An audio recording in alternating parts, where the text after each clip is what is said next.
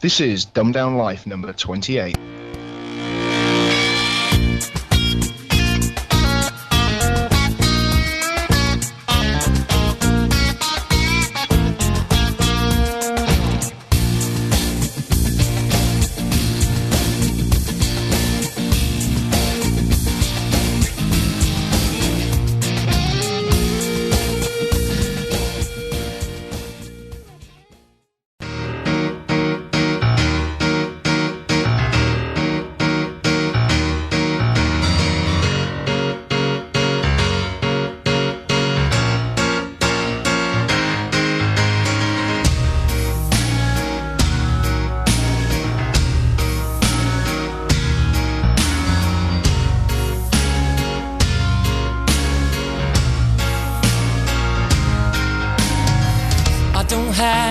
Anything to write about anymore. My words have become boring, yeah, and too plain for stories and no films. I feel so unfulfilled 'cause I'm always fixing something, but it always seems to break, and I can't win, and I can't stop. I'll take it from the top.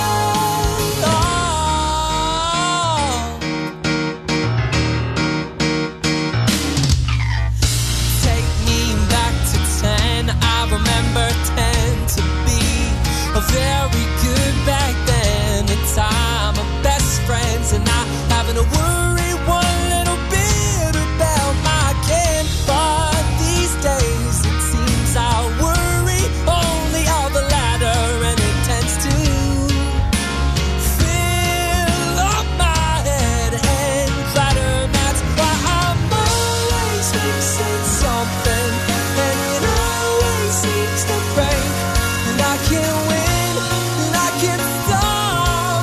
I'll take you from the top, and I'm always fixing something, and it always seems to break, and I can't win, and I can't stop. I'll never have enough, so I take it from the top. I take it from the top. I take it from the top. I take it from the top. And I'm finding my own way out of here, and I'm only taking one on my way. You can mentally sit on the fence all day, but I'll have the time of my life. No one will take it away from me anymore. I'm right, I know I'm right. So hear me out, 'cause this is my turn to speak or scream. I'm gonna say this from the top of my lungs, as clear as I can, but clear as I could would never produce the effect that I want. So stop and listen good. I won't write one more song about what happened or what went wrong, and moving on, because it's time for a change. A change in my life. I'm ready to just let this go and leave you by yourself for a while, till you finally know how hard it is to be alone.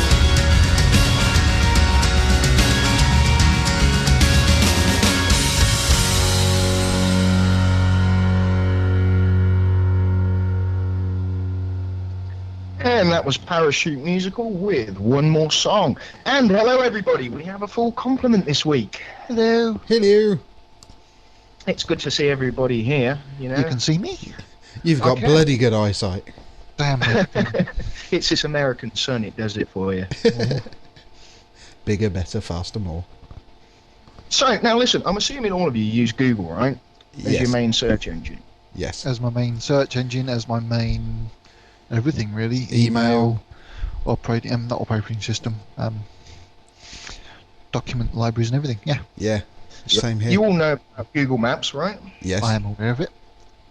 Okay, they've got a new one coming out. At least I think it's new. It's called Street View Photo Mapping Tool. Been around And essentially, ages. well, I didn't know that, so corrected.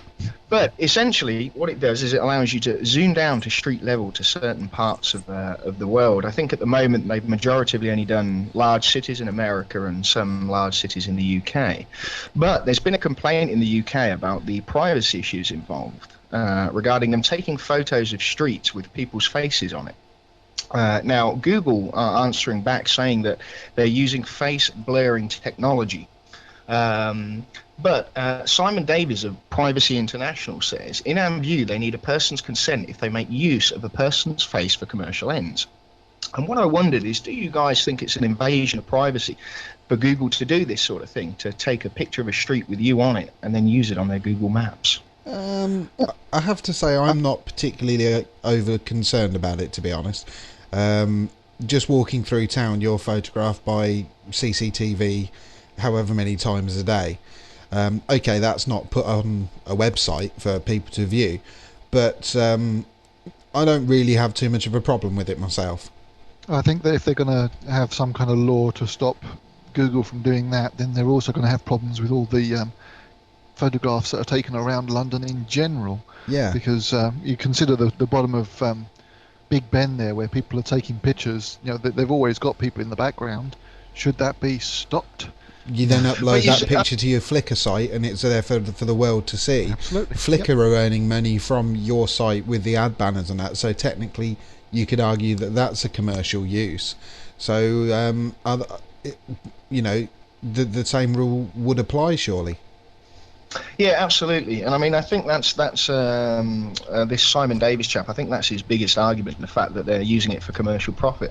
But I mean, the way I see it, and I think I agree with you guys really, if you're out on the street, then you're fair game, you know? I mean, don't get me wrong, they're you know, sticking an SLR lens up against your bathroom window, that's a bit bloody different. But if you're out in the street and just walking around, I think it's fair game. I don't think they need to be blaring your face out even, you know? I don't know whether they have actually done any of the UK yet. I know that they've certainly got like Chicago, San Francisco, Los Angeles, New York, but I don't think there's anything in the UK that's actually been done yet because of this very issue. Yeah, actually, just reading it, it does say that photographing of areas in the UK, including London, is believed to have started last week. So I guess you know, they're just starting to do it now. So well, you know where you live, Doug. I do, yes. Obviously, you do. Yeah. As you drive into your little complex, there's a nice big roundabout, isn't there? That's correct. Yes. That's as far as I could go on Google Maps on your part. Actually, the other week when I asked where you lived, that was specifically why I asked, because Street View was in North Carolina. In is it Durham you live?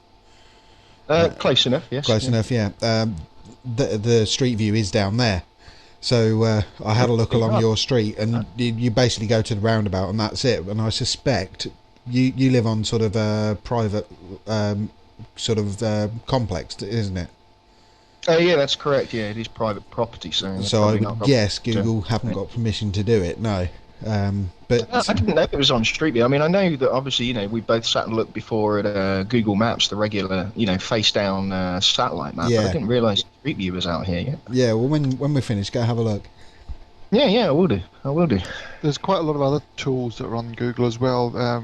They've linked Google and Flickr together, so what you can do is take photographs and then publicise them by putting them as a place mark somewhere on a Google map. A lot of the pictures that I took when we went into London to the Star Wars convention, I ended up putting marks all over the Millennium Dome and the XL Centre, showing photographs and links to photographs. It's quite a big, all-inclusive tool now. Yeah. So what exactly is Flickr? I don't know Flickr myself. It's and it being a dolphin. Oh wait, no, that was Flickr, wasn't it? Flickr is just somewhere where you can upload your own photographs. You can also label them so that they can be searched easily, and it's just somewhere to store your own photographs that people can view them anywhere from the web. You know, like LiveJournal has a scrapbook, Doug. Yes. It's a site that's essentially a big scrapbook for your own photos. It's that kind of principle. And that's owned by Google, is it? Sorry? I believe so, yes.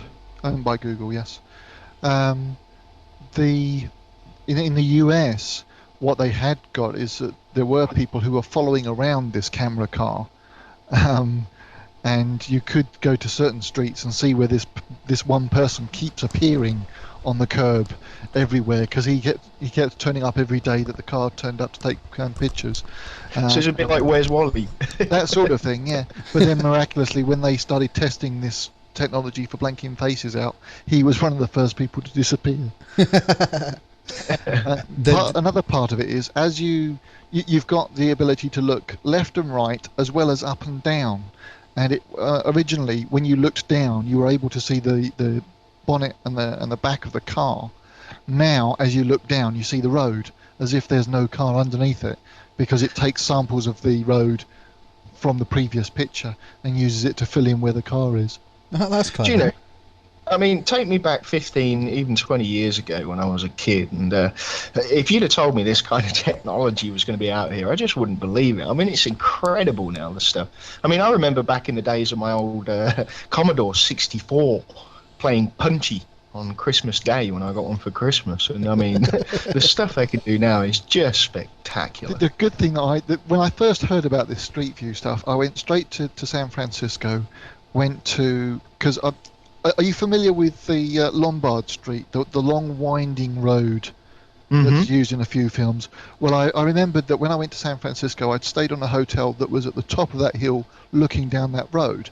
Couldn't remember the hotel name. So I went to the Street View, stood on the curb, looked at the hotel, and you could read the hotel name. You could turn around, look at the sandwich shop behind you, and read the menu. It's just fantastic, the sort of detail that you could get from this Street View. Wastes absolutely hours. I can't think of a good reason for actually needing Street View, but it's certainly very interesting to play with. The other thing is, there's a website called, Darren will probably correct me on this, it's Google Sightseeing. Yeah, that's right. I've subscribed to their RSS feed, and every so often they'll come up with pictures from Street View. There was one the other day, can't remember where it was, but it was in America somewhere, and it was of a group getting married. I've also seen the one of the group that were doing drug dealing. Do you see that one? No, I didn't see that one. But these now you can understand why they want privacy. Yeah. But I wouldn't say you can sue someone for an invasion of privacy. We were doing a drug deal and it was a private transaction. You had no right to film us. It's the police that are wandering around the streets virtually on this camera going, right, we know him, he should be on bail, and we know he's on drugs. There was another one that showed a group of prostitutes or something, wasn't there? That was right, yeah. And because now people are aware of what this Google site Street View is, you've got people flashing and all sorts going on now. Yeah, that's bound to happen. Yeah, but no, it is very good. But back to your sort of original point, I really don't think this guy's going to win his case, because I don't see it as an issue. No, me either. I completely agree with you. I think it's silly. I think it's a waste of time. You're on the street. You're out in public. Absolutely. People can see you. Whether I mean, people walk past you, they can see you. You don't have to blur your face out when you walk down the street. So. And again, the whole commercial thing. There's a big business in. It's called street photography, where you walk down the street with your camera, take candid snaps of people, and you then sort of blow them up and sell, not the people, the pictures, and sell. So be a Taliban version. Yeah. And you sell your photos. I do believe you don't have to ask their permission to do so, because they're in a public place. It's only polite to, isn't it? It's polite to. Probably after the event, because the art in the street photography is to catch people in candid situations, not in a pervy way, but just going about their everyday business. Once you walk up to somebody and say, "Excuse me, can I take your photo?" and they're aware of it, they then tend to start posing for you and sort of looking at you and smiling and stuff, where what you actually want is somebody browsing through the market, that kind of shot. You then say, "Look, I've just taken this photo, can I use it?" Like you say, that's just out of politeness, but you're not sort of legally obliged to do so, I don't believe. Well, talking about things that started off in America and have coming over to here, Friday, of course, was July 4th, wasn't it? Yeah. Yes, indeed it will. Now, Doug, do you go out to a fireworks display at all on the 4th of July? Well, unfortunately, we live in North Carolina, which means come summer it gets incredibly humid, and come evening time we tend to get very big, very powerful storms. Pretty much over the whole weekend, the evenings were filled with huge thunder and lightning storms and rain, so most of the firework displays were cancelled or postponed. See, my experience of fireworks on the 4th of July in America was 4th of July is a stupid time to be having a fireworks display because the sun doesn't tend to go down until like 10:30 at night. So the fireworks display is more like a smoke grenade display rather than anything else. Fireworks in the daytime, fantastic. Well, they should have picked a different day to become independent then, shouldn't they? Probably in Exactly. October or something. Now, I don't know whether you had the same, Lance, but we actually had a whole bunch of fireworks go off over here. What day was the 4th of July? Friday. No, I was in Nottingham playing PlayStation. Didn't see a single thing. But fireworks for the American independence in the UK, I wanted to go over there and just pour tea over them. Fuck Boston! Come on! Come over here and set fireworks for. We don't want to celebrate your independence. Well, Yeah, maybe we hang do. on, yeah, so we're celebrating losing a colony. Yeah, I mean, people actually asked me over here this year and last year. They said, "Are you going to be celebrating 4th of July?" I'm like, "I'm English. What the fuck have I got to celebrate?" Yeah. There's the age-old question: do they have a 4th of July in England? I said, yeah, they have a 4th of July in every bloody country, and a 5th and a 6th. Oh dear.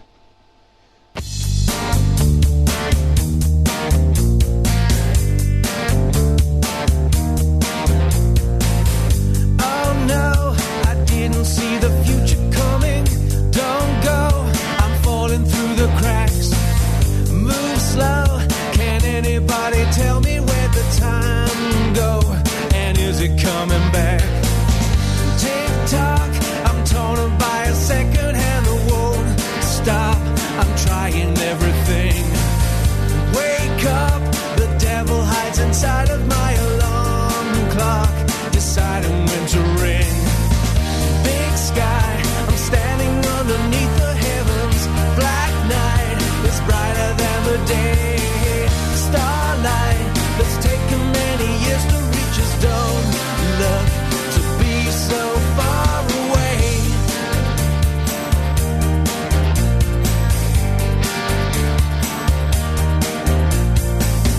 Bad dream, one more night of sleep escapes me. Morning, another empty bed. Lonely, if only for a moment, but it leaves me messed up in the head. Big sky, I'm standing underneath the heavens. Black night is brighter than the day. Starlight that's taken many years to reach us. Don't look to be so far away. I'm in the outer reaches of my understanding. I know the universe is still expanding, but my world's getting smaller every day.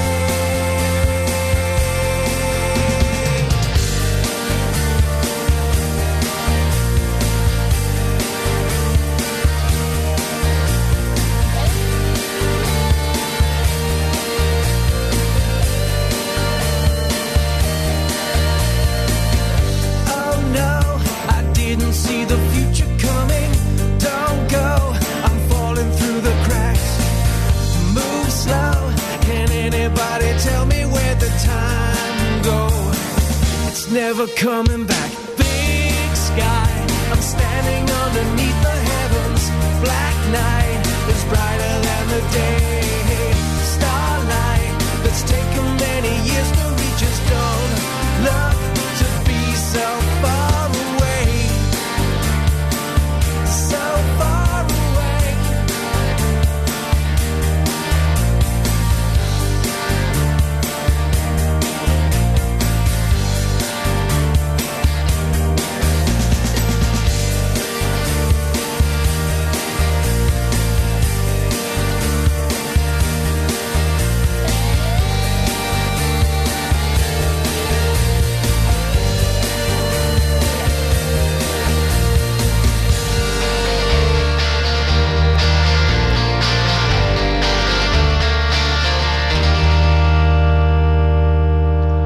Robin Tymm with Big Sky, and that's Tymm spelt Tymm. And you can find him on MySpace, Robin Tymm. Do you know that that's pronounced time, or is it pronounced Tim? I'd say Tymm. See, I'd say Otherwise Tim. it'd be I, wouldn't it? Yeah, I'm with Lance. You're outvoted, Darren. I'll have to go to MySpace now and listen to how he pronounces it, I guess. So, talking again still about what's stuff on the interwebs and stuff. Have either of you got MySpace accounts? Yes. I think I had years ago, but I don't think I still have it. Facebook? Yes. What about Hoffspace? Oh no, please, no. Well, the Hoffmeister, building on his credibility. Sorry. The Hoffmeister has decided that rather than having all of these different websites where people are pretending to be David Call him the Hoff. when they're all using his name, he's actually set up his own MySpace clone where you can look at videos of David Hasselhoff, listen to music by David Hasselhoff, and talk to other fans of David Hasselhoff. Does it have the video of him being really, really drunk? Well, this is kind of my problem with it, because the last time I saw him was that video of him trying to eat a pizza while obviously 4 sheets to the wind. But he's obviously either people have forgiven him or forgotten, or just he's forgotten. But he seems to have been going for this sort of trying to do it fairly sensibly. But he comes across as such a tit. He really does. Do you know, I think what's me about Hasselhoff is the fact that he's every kind of walking cliche there is. He's got such an incredible ego, and yet he does seem to be incredibly popular, particularly in these, his own little world. Germany and, these countries that seem to be stuck in the 80s somehow. He's absolutely huge in Germany. It's very 80s stuff. Yeah. He's all the sort of black leather and leather trousers, and he's stuck in his Knight Rider phase, isn't he? Well, one of the videos that I saw on the homepage to Hoffspace, hoffspace.com, was him stood next to this Knight Rider vehicle with 2 scantily clad teenage young girls, and he's all over them like a wet mop, and it's horrible to watch. Like, oh, please. Like a creepy uncle. I mean, what is he? He must be 50 now. Oh, and the rest. And the rest, I should think. Yeah. Oh, that's just wrong, isn't it? But yeah, Did you ever hear a while back him complaining about the fact that he didn't believe he got sufficient credit for helping to bring down the Berlin Wall? Oh, you're kidding.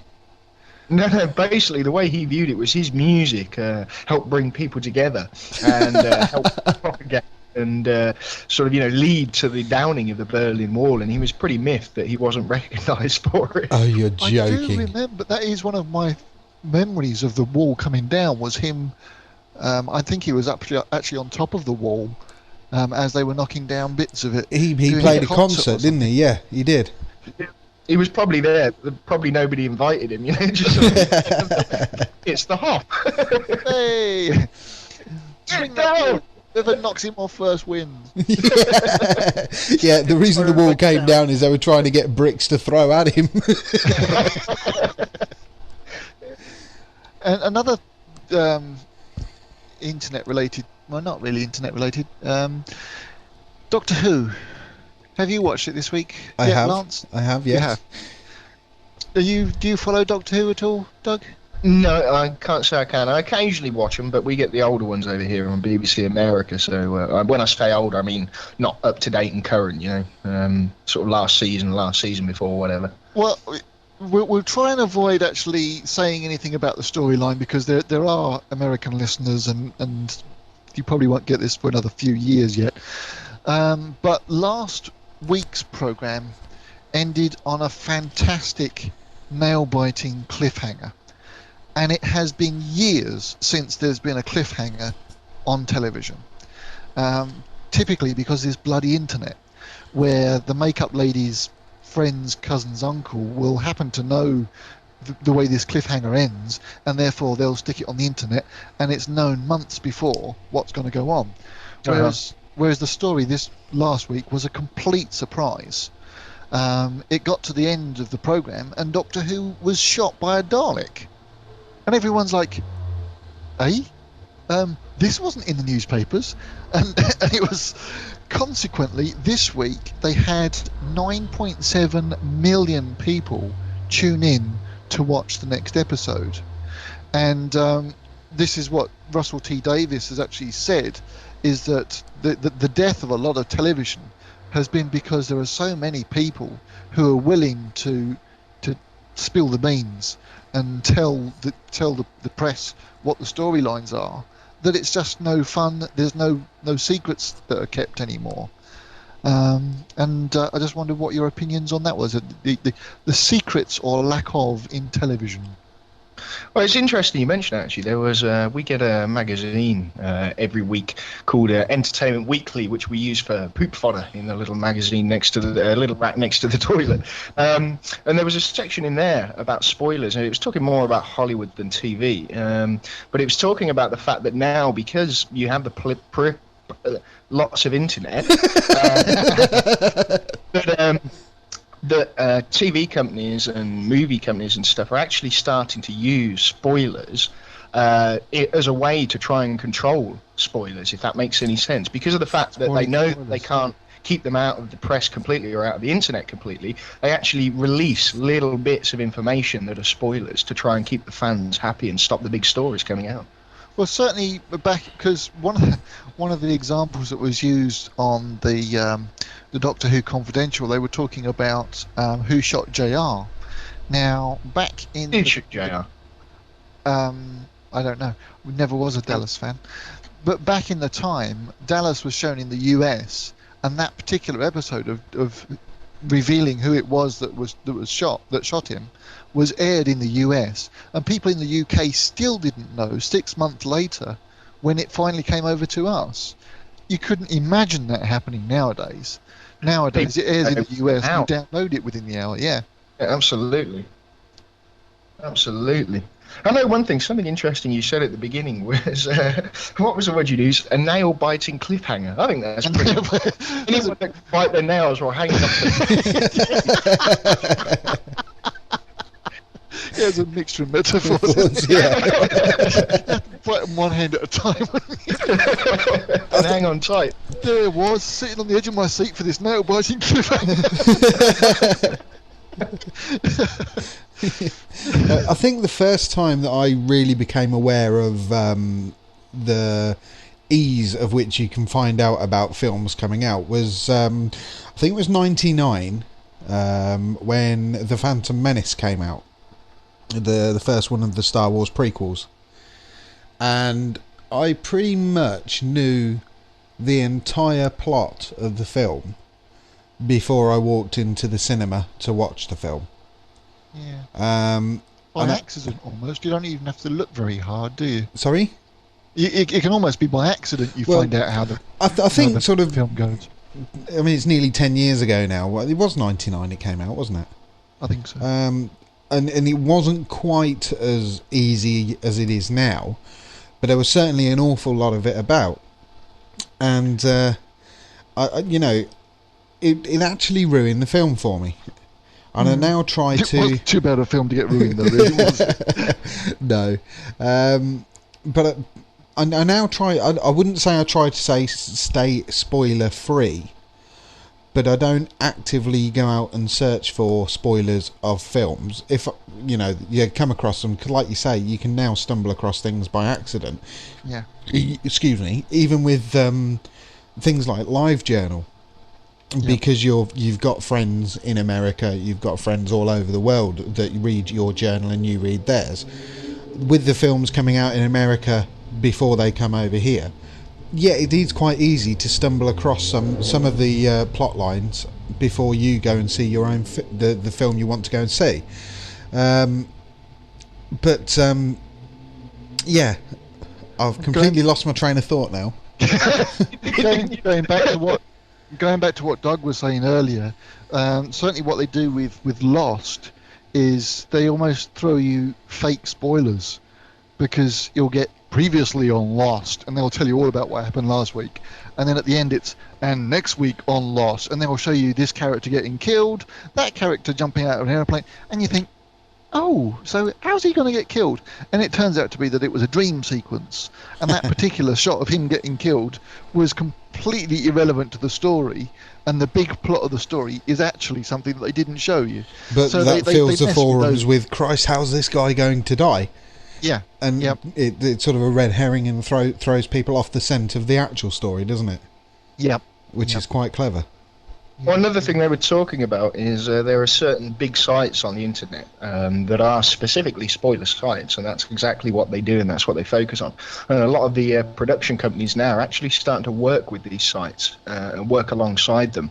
Sort of almost, a bit of negotiation, if you like, to say, well, look, okay, if you don't give away too much about our film, we'll give away what we can give away to you so that you have something to put on your site, I think some of these programs, and again I'm thinking Lost, where they haven't actually got a hard and fast set of story as to how they're going to go along, they do pick up some storylines and some tidbits from the fan sites.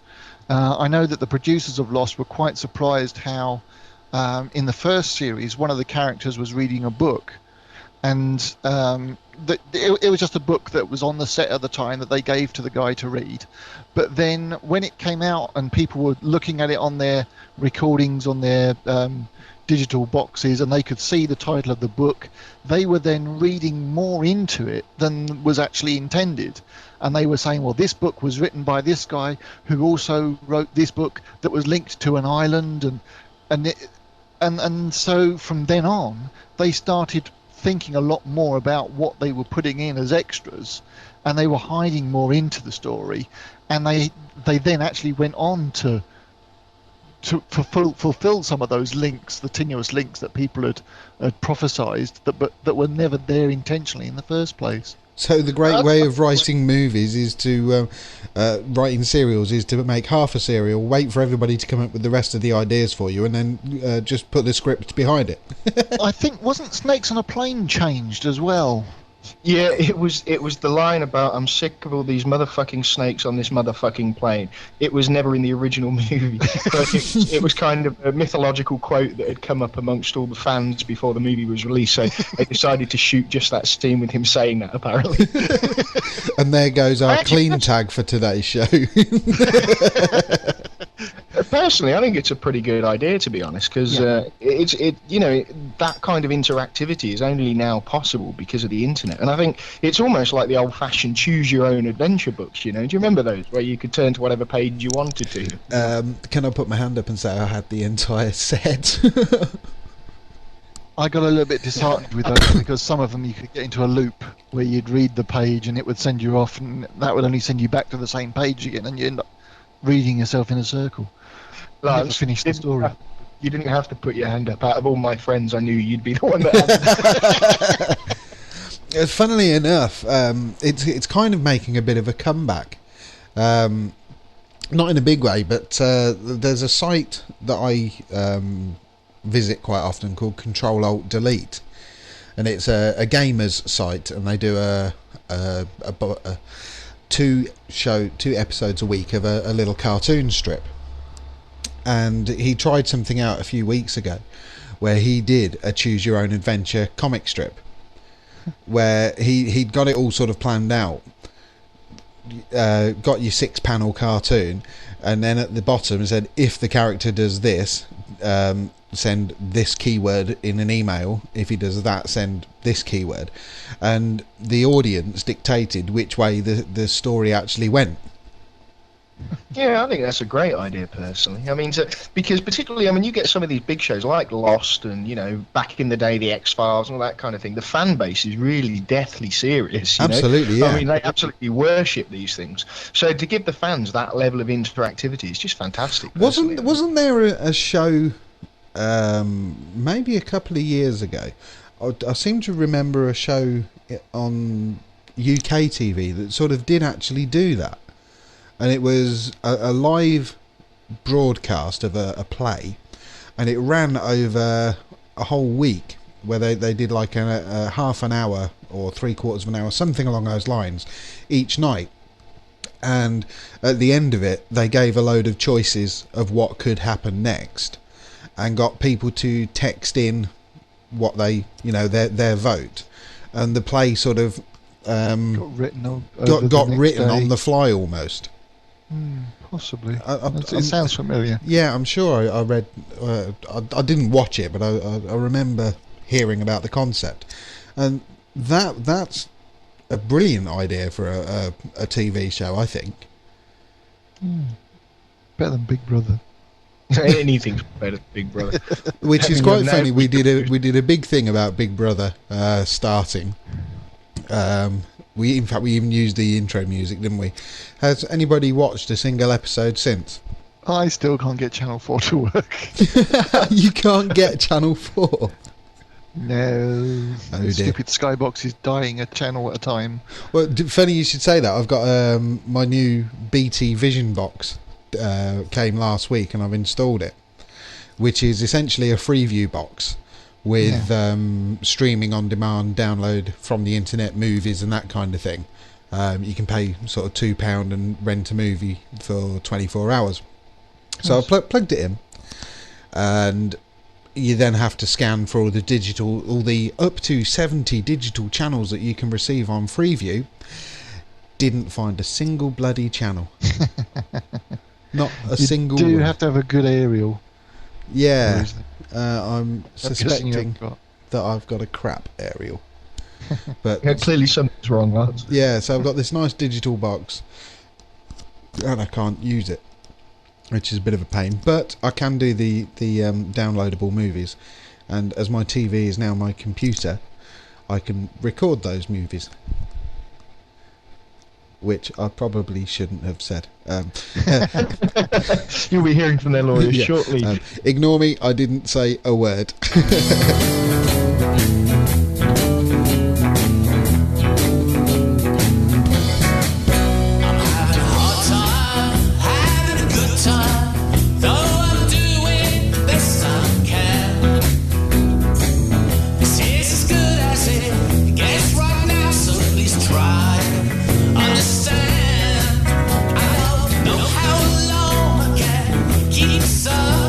So do me a favor and wish me luck. Have an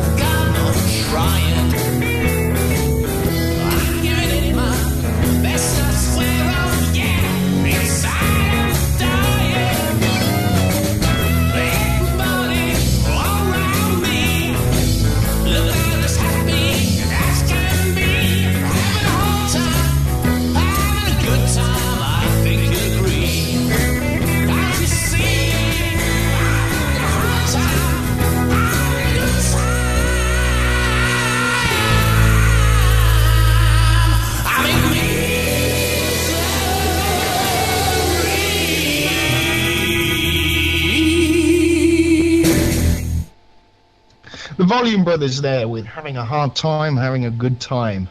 Right, I want to talk bollocks. Haven't we been doing that for the last 40 minutes? Thank you, Lance. I really wish I could have got to the bookies before the show started.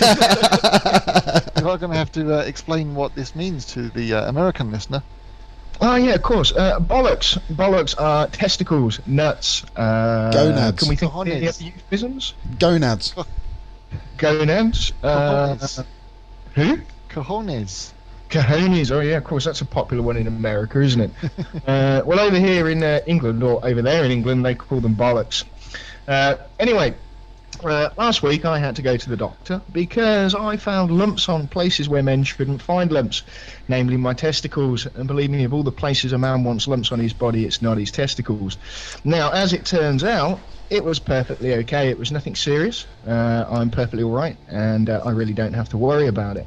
However, what it did raise to me is the importance of men checking their testicles, because in the press, there's an awful lot of things about women and breast cancer, but men and testicular cancer is just not spoken about enough. And men tend to be shy about speaking about it because, let's be honest, you don't want to sit with your buddy discussing your bollocks, do you, really?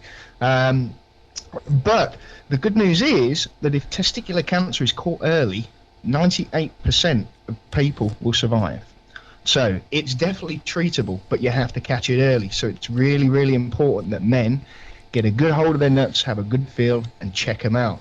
Now, if I can think at the end of the show, I haven't put it in the notes, but we will do. We'll find somewhere that'll send you to a site and teach you how to check your own bollocks, because there's a big difference between grabbing your bollocks for checking them and just grabbing your bollocks for safety.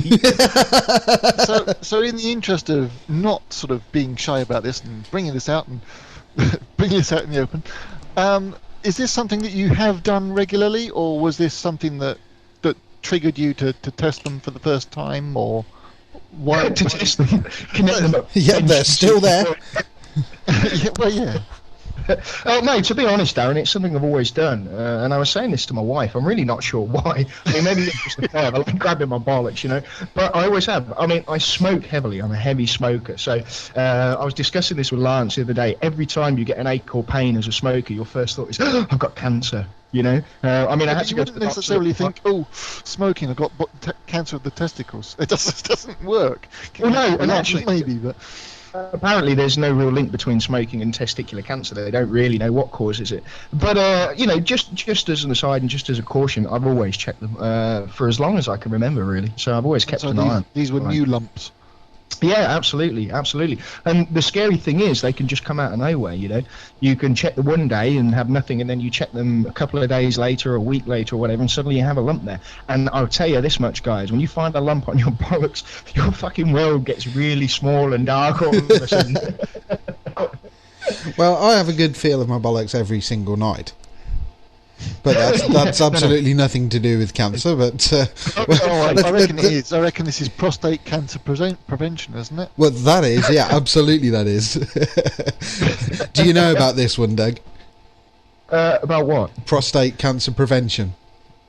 No, do tell. Well, apparently, a survey was done that men who masturbate more than 5 times a week have a 30% reduction of the chance of contracting prostate cancer. So I'm absolutely fine on that regard. So I was going to say, the amount you masturbate, they probably never get cancer. Absolutely not. Every time you're checking your nuts, you want to knock one off for prostate cancer. Kill two birds with one we stone. should start a campaign called Knock One Off for Prostate Cancer. You obviously don't listen to the Daily Source Code, do you? He doesn't even listen to this show. Oh, we are again. Doug doesn't listen to the show. Well, I don't. No. You're right. You Well, that's where we got it from, and he actually has a slogan of knock one out for prostate cancer. Really? Yeah. Damn, and I thought it was original. It was actually his idea to combine checking for testicular cancer with checking for breast cancer by rubbing your testicles between your wife's breasts. Oh, that's a fantastic idea. Suggest that before. Problem is, then you find a lump. Is that mine or yours? That's no lump.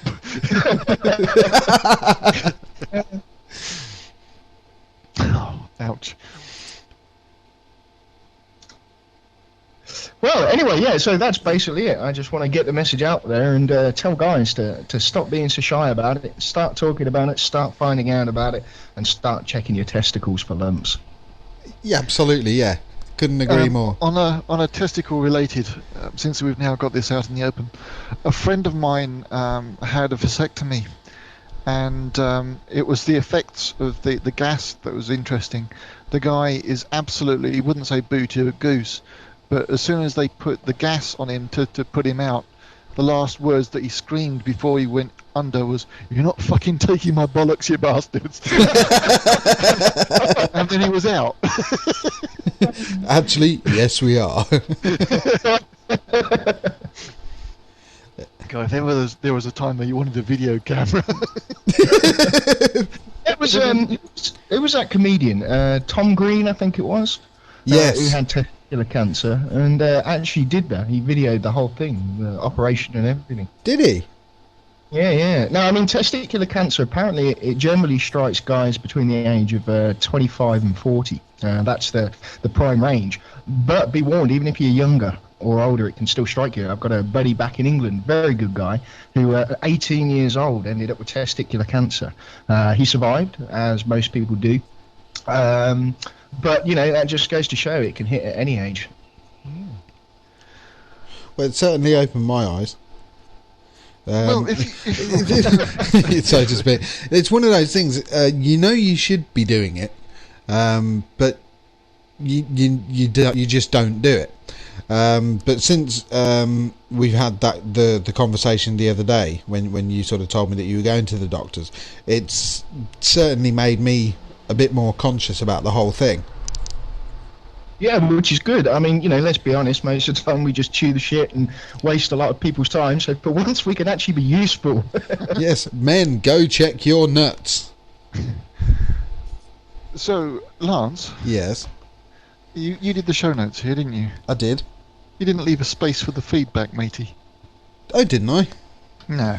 Because I'd completely forgotten we were doing feedback. Have we had any feedback this week, Lance? Funnily enough, yes, we have. What was that then? Well, we've poached a listener by the sound of things. Excellent. Fantastic. Well, the Bugcast, Dave and the Bugcast, has a regular correspondent called Leonie from West Suffolk.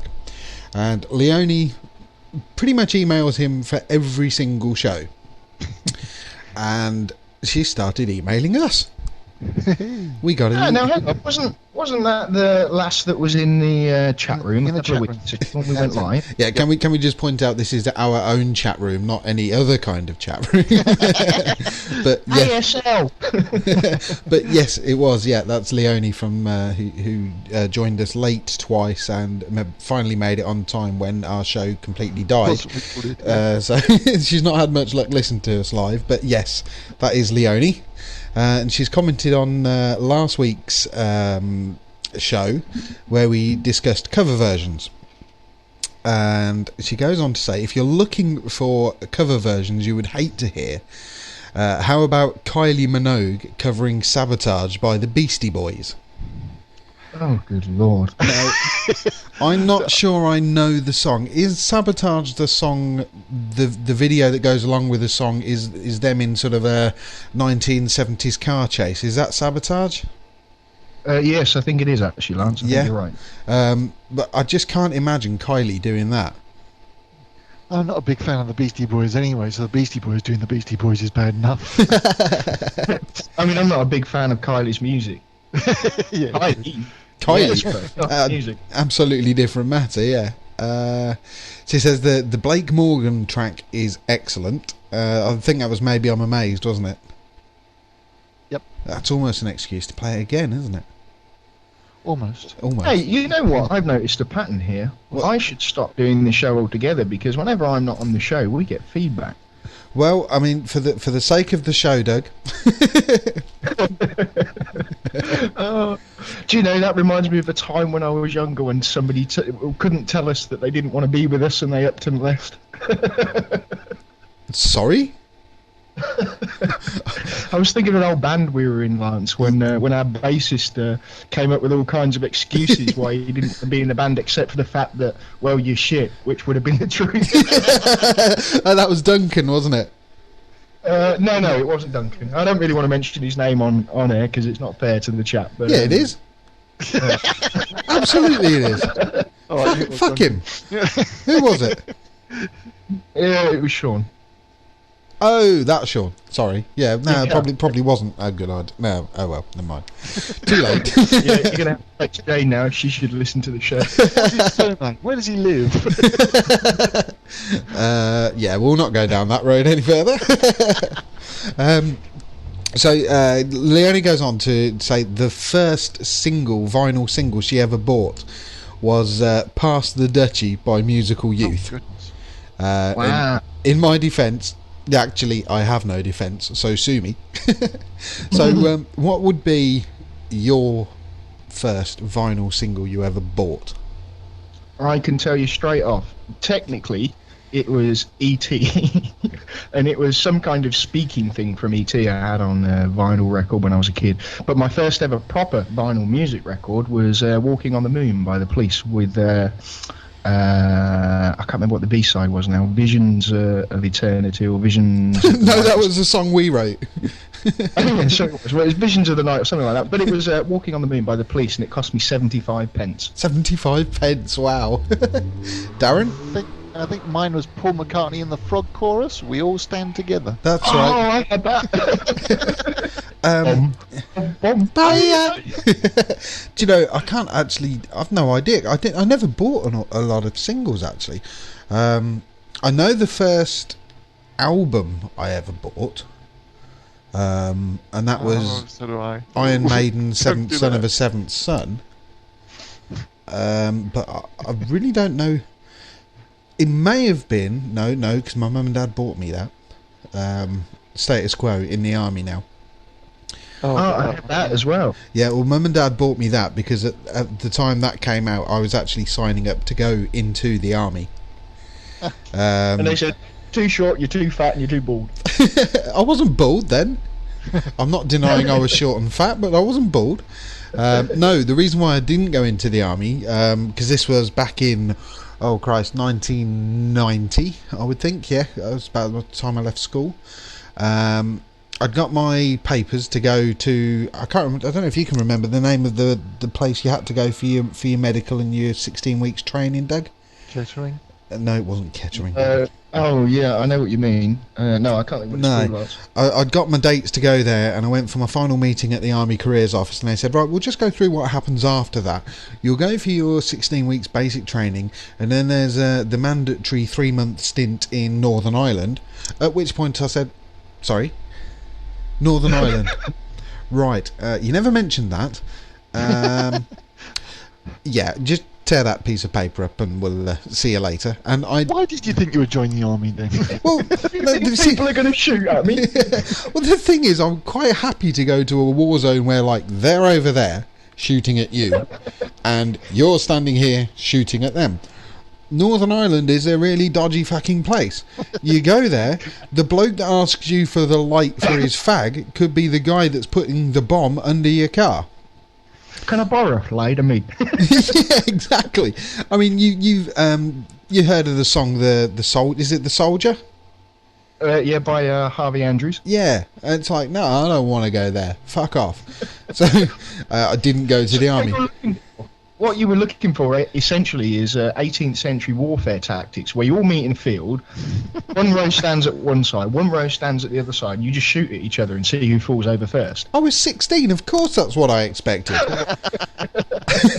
So yeah, that was definitely a single day. I'm really trying to rack my brains to think of the very first single I bought. No, so hang on a second, you pulled this topic up for us. Yeah, and I've done absolutely no preparation for it whatsoever.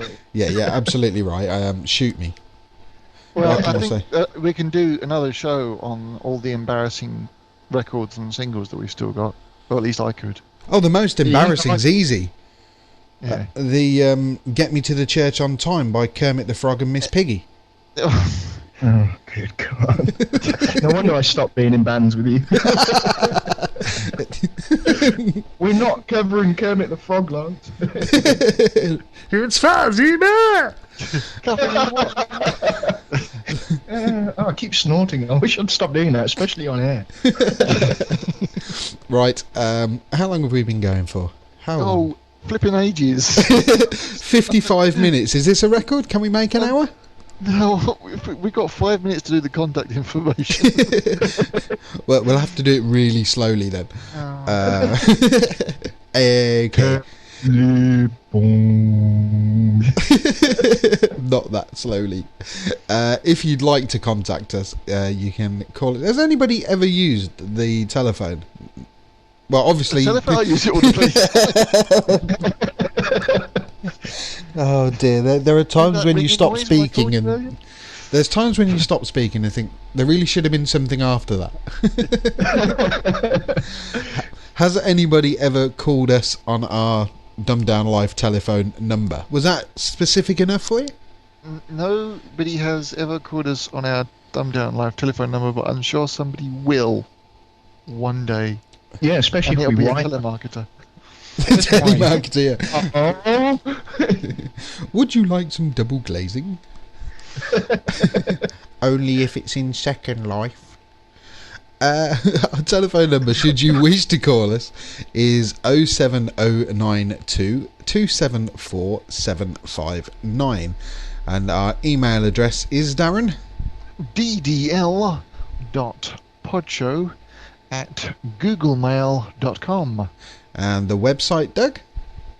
Is www.dumbdownlife.com.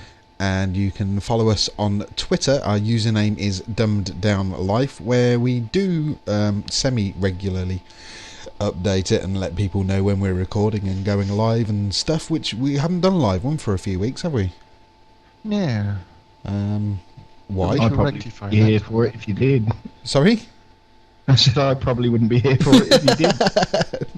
Yeah, for the one out of the three of us that doesn't actually work for a living yet, your schedule seems to be so much more busy than either mine or Darren's. Hey, trust me, if you lived in a wonderful place like this, you'd be busy too. In fact, the only reason I'm here today is because I got scared off fishing yesterday by a 2-foot-long venomous snake. Yeah, why do you live there? You've got spiders, you've got snakes, you have hurricanes, tornadoes and big storms, and it must be love, dude. Yeah, love and great weather. Right, I'm done. Everybody else done? I'm done. I'm spent. I need to go check my bollocks. That's the prostate cancer thing again, isn't it? I'm spent. That's me safe for today. Right, we'll see you next week. Bye-bye.